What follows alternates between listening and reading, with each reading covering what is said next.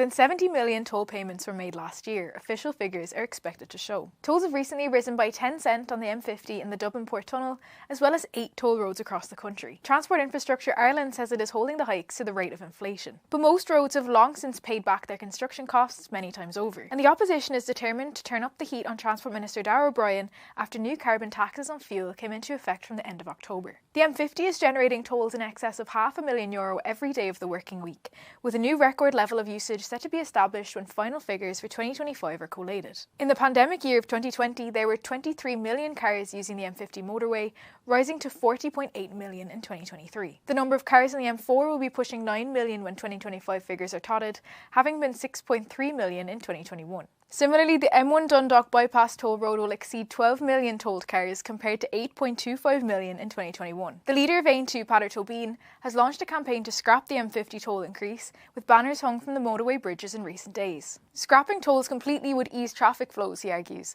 saving the wider economy from the hundreds of millions lost through cars stranded on outlying tarmac. He also argues that the purpose of the toll was to pay for the construction of the road, which it has already done. Transport Infrastructure Ireland says, however, toll revenues contribute to the funding of essential services on the national primary and secondary road network.